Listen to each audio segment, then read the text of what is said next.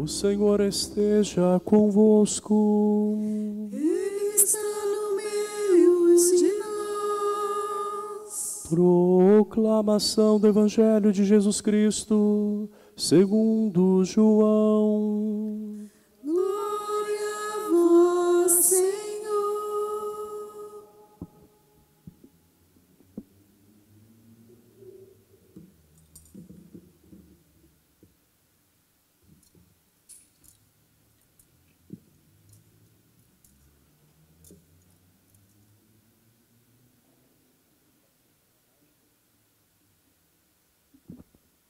Naquele tempo, disse Jesus a seus discípulos: tenho ainda muitas coisas a dizer-vos, mas não sois capazes de as compreender agora.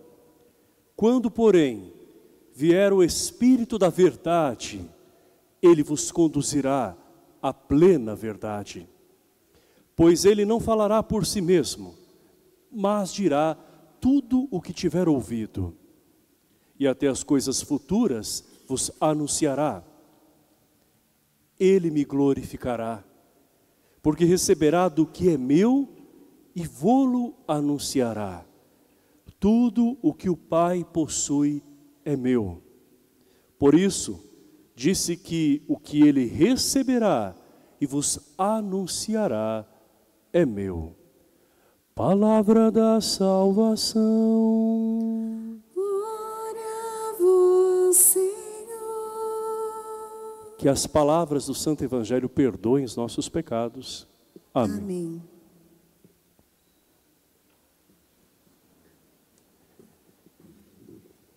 Irmãos e irmãs, desde pequenos, alguém nos ensinou a traçar o sinal da cruz. E naturalmente, sem que nós tivéssemos consciência, nós já estávamos naquela época invocando um dos maiores mistérios da nossa fé. Hoje, muitos de nós crescemos, e por mais que nós tenhamos mais consciência dessa presença de Deus Trindade, nós ainda não conseguimos alcançar e abarcar a grandiosidade desse mistério. Não é possível compreendê-lo racionalmente, porque é grande demais diante da nossa pequenez. Esse mistério, embora não possa ser totalmente compreendido nesta terra, ele pode ser vivido, pode ser experimentado. Deus não é solidão, Deus é família, Deus é unidade. E ao mesmo tempo que esse Deus é formado por três pessoas, ele é um único Deus. Ou seja, nós vemos aqui a diversidade, a variedade e ao mesmo tempo a unicidade em Deus. Não são três deuses, é um Deus só. Mas também não é uma única pessoa, são três. Como entender isso pela lógica humana? É possível nós assimilarmos o jeito de ser da Santíssima Trindade quando nós transferimos para as nossas relações aquilo que nós vemos no próprio Deus, na dinâmica divina. Então nós vemos o Pai que ama o Filho que por sua vez é amado pelo Pai, e o Espírito Santo que é o elo entre o Pai e o Filho. É um amor que circula por todas as pessoas da Santíssima Trindade. E nós ouvimos que este Pai é Criador. A primeira leitura nos fala de uma maneira poética, como se fosse a sabedoria que estivesse descrevendo tudo aquilo que presenciou. Essa sabedoria é o próprio Jesus. E Jesus fala, de certa forma, mesmo que ainda ele não houvesse se revelado no Antigo Testamento, mas nós sabemos que a sabedoria é ele mesmo, não é? Fala que ele existia desde todo o sempre junto de Deus. Então Jesus não foi criado, ele foi gerado. Ele é da mesma natureza divina do Pai. Eles são um. E por mais que Jesus seja o amado, o amor de Jesus não é passivo. Não é alguém que só recebe o amor. É alguém que ama também o Pai, corresponde com esse amor. Tanto é que nós vemos que o Pai vai enviar o seu próprio Filho ao mundo, a nós, para nos encher de esperança, para nos salvar. Vamos agora olhar para as relações familiares. Os pais, quando fazem essa experiência, né, de gerar os filhos e se permitir amá-los de verdade, saem de si mesmos. É interessante como a paternidade e a maternidade transformam muitas pessoas, né? Porque daí o universo não gravita em torno delas mesmas, né? É preciso cuidar de alguém, é preciso dar atenção para alguém e se ama alguém. Então se transmite o amor, pelo menos essa é a lógica da paternidade e maternidade de quem ama verdadeiramente. Só que o filho, além de receber o amor, é aquele que tem que ensinar também com os pais, com seus cuidadores, a amar.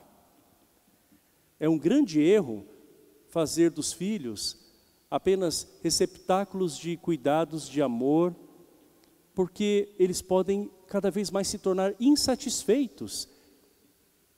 Um coração que só recebe nunca vai estar suficientemente satisfeito, porque o amor exige também ser exercitado por aquele que é amado, não é? Então, quem cuida tem que aprender a cuidar. É assim que o próprio Deus nos ensina. Jesus Cristo é aquele que dá continuidade a tudo aquilo que o Pai realmente ordena. Então vamos tentar entender a dinâmica da Santíssima Trindade, falando de coisas terrenas, aquelas que nós conhecemos. Vamos pensar numa equipe. Uma pessoa é aquela que faz um projeto, idealiza algo. Uma outra pessoa é aquela que vai colocar em execução. Então vai concretizar. E ainda uma terceira pessoa aqui, que vai capacitar a outros para que esse projeto possa se estender ainda mais. Então vai multiplicar todo esse conhecimento e tudo aquilo que já foi começado. Assim a Santíssima Trindade age em conjunto. Cada pessoa da Santíssima Trindade tem a sua missão específica. O Pai é aquele que no seu projeto de amor tudo criou. Mas não criou para si mesmo, criou para que nós, seres humanos, pudéssemos desfrutar com Ele, junto com o seu Filho. O Filho é aquele que vem a este mundo para concretizar esse plano de amor eterno do Pai. Então Ele vem realmente nos mostrar o caminho. Ele age como o Pai, em nome do Pai. E o Espírito Santo, por sua vez, a terceira pessoa que é enviada pelo próprio Jesus, é aquele que vai nos capacitar a viver tudo aquilo que Jesus fez e ensinou. De maneira que nós também possamos refletir a Santíssima Trindade e fazer com que outros possam se aproximar de Deus. Quando homem e mulher se unem e estabelecem um elo através do matrimônio, já não são dois. Através desse sacramento se tornam um. Espiritualmente eles são entrelaçados. É claro que cada um tem a sua individualidade, tem a sua personalidade, mas aquilo que até então era o meu, agora passa a ser nosso. Assim é o casamento cristão. Assim é a Santíssima Trindade. São três pessoas numa só. E quando duas pessoas se amam, elas devem compartilhar a vida e tudo aquilo que faz parte da vida. Então, o que diz respeito também às suas finanças. Não faz sentido um casal que, mesmo marido e mulher trabalhando e cada qual tendo a sua renda, dizer assim, ah, esse daqui é meu, esse é meu dinheiro, esse é o seu. Ainda que haja uma organização na casa, não é? Em relação aos gastos ali, vamos dividir, tudo é daquele casal. Isso, entre outras coisas mais, não é? Como é importante que haja essa visão, né, de cumplicidade, de amor, que é doação. Hoje tem muitas pessoas que às vezes querem se economizar por demais e elas acabam se empobrecendo. O próprio Deus é aquele que se desdobra em 3 pessoas, não é? Para demonstrar o seu amor, para nos redimir, nos salvar, para nos fazer participantes deste grande plano eterno de amor. E um casal que ama também sente a necessidade de multiplicar esse amor, por isso que se abre a vida. E todos nós viemos de um casal. E pouco importa se havia aquele amor duradouro ou não, ali dentro da união do seu pai e da sua mãe, houve um plano de Deus para que você viesse a esse mundo. E quem se sentiu amado, ou se sente ainda amado, nossa, tem mais motivos ainda, né, para replicar esta grandeza do amor de Deus. Quem sente a falta do amor, tem também muitas razões para buscar na fonte, que é o próprio Deus, esse amor que apenas Ele pode nos dar verdadeiramente, e que daí a gente pode, a partir disso, exercitar, distribuir, fazer crescer. Vamos pensar numa relação de amizade agora.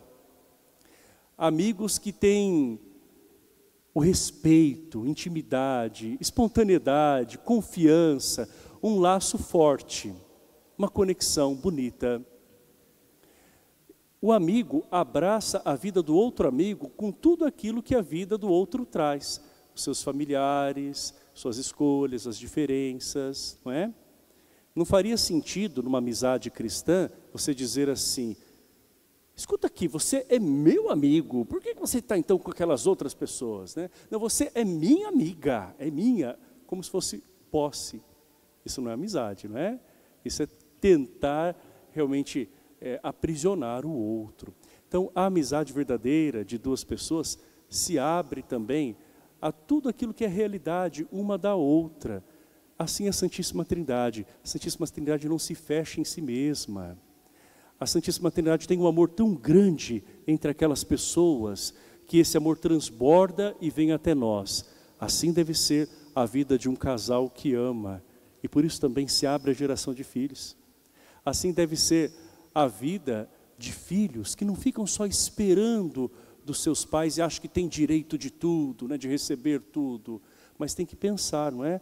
Os pais também se cansam, os pais podem errar em algum momento, os pais envelhecem, os pais têm os seus dramas e conflitos, como o filho também o possui. Então aprender a amar os pais e honrá-los verdadeiramente, porque o próprio Jesus, sendo da mesma natureza de Deus Pai, é aquele que é obediente ao Pai.